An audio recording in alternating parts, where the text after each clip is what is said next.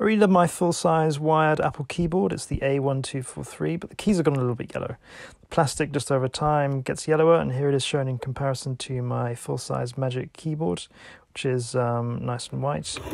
So here's me taking off the keys to begin with. We're going to retro bright it afterwards with some cream peroxide.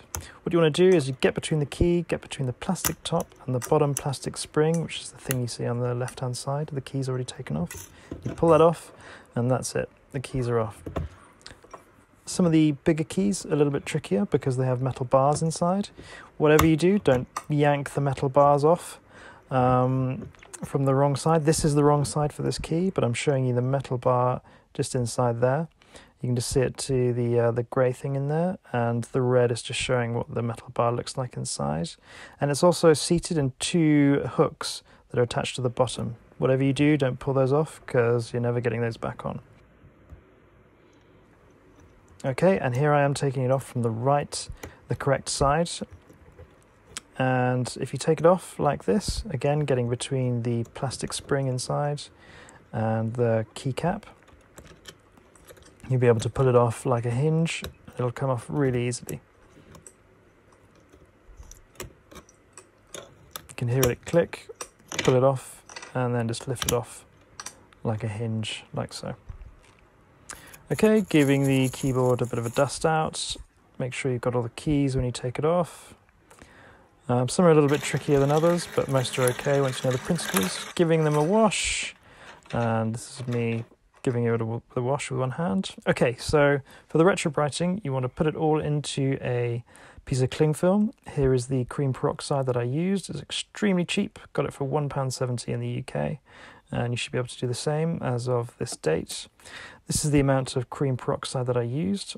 So I've got cling film on the bottom, and off camera you can see this is a long sheet of cling film, and you want to wrap it around so all of that cream peroxide is evenly distributed on all of the different keys. And here we go. This is the way I wrapped it around. Only tried to put one layer on the top just so the sunlight could penetrate it as easily as possible. And I decided it was best to put two little pouches of keys. Also wear gloves because I found that the peroxide can get into your fingers and make them a bit sensitive. Okay, here it is out in the sun, and I decided to check back about every 30 minutes to push around the peroxide so that it didn't get the streaks in. That's me doing that now. I found this sort of brown tint on the peroxide came around this sort of time, about half an hour in, but didn't really affect it otherwise. It was just normal, I think. I left them for around 3 to 4 hours, just moving the peroxide around every half an hour or so.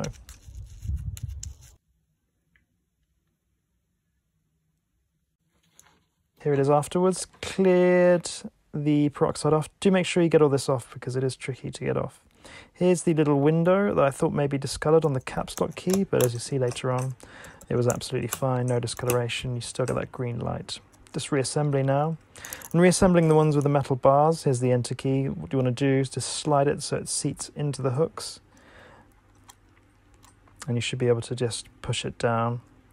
Pretty easy, and you can use the same principle for the other keys that have the metal bar. For the top keys, you want to slide them to the right. So just come in from the left, go and then move them onto the right, and then push them down. Here it is again. So just putting them in, sliding them on like that, and they go in just like that. It's easy when you know the method, but if you just push them straight from the top, they don't tend to seat very well.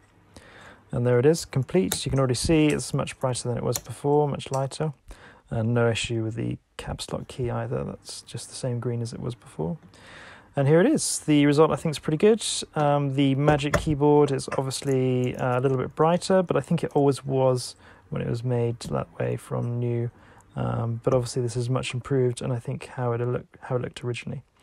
So here's before the retro bright and afterwards. I'm really pleased with the results. The wired keyboard's obviously on the bottom with the Magic keyboard in the top. So yeah, hope this helped, and thanks very much.